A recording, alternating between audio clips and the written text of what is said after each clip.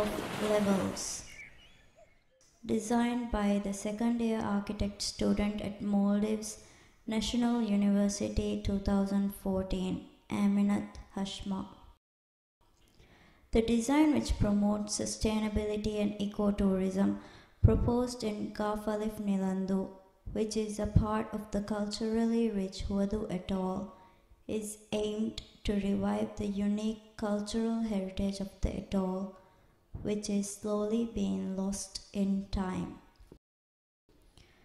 Ga.Nilandhoo is also an island where toddy tapping was very common since the Buddhist era in Maldives. However, due to the hardship of the job, this island also currently have only one toddy tapper. Therefore, this center also runs a toddy tapping workshop to revive this fast-dying cultural heritage. The inspiration for the concept of the building came from the palm leaf, which is abundant and commonly used by Huvadhoo locals to weave toshali, and the levels of the pyramidal bases used in the architecture of Khmer Empire influenced Buddhist temple ruins found throughout the atoll. The palm leaf shape, which is rather different from the rest of the buildings on the island, is only intelligible from the sky. From lower down, the design is much more discreet. Merged with the palms on site, the building is more translucent in such a way that the beach view is not blocked.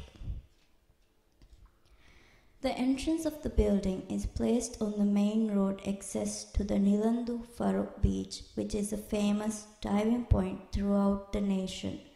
The main reason for doing so is to cater the visiting divers to the island and generate an income from them. Upon arrival, the first thing a person notices is the height of the floor above, with columns that doesn't touch the ground, giving the notion that the building is slowly taking flight. The design philosophy behind the flying columns is to make the person feel that something with deep roots are slowly being lost from our hands, and that something is our cultural heritage.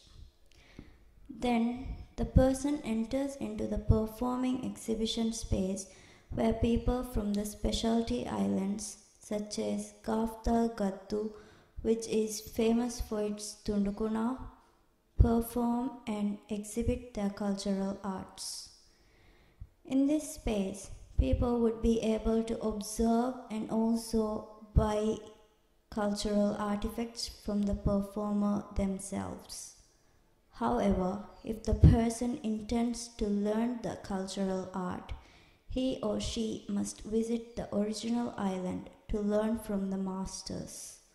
This is to make sure that the specialty islands are also marketed and promoted in the center. After passing through Gatafaya, Tundukuna, Toshali and Toddy cooking exhibition, the person comes across a very steep staircase with an adjacent wall made out of bare concrete, unlike the rest of the building, which is made out of coconut palm wood abundant in the site. The concreteness of the wall and stair indicates that toddy tapping has a very strong root, and the stair is made steep without any support other than the wall to make the person feel exactly how the traditional toddy tapper would have felt while he climbed the tall palm trees.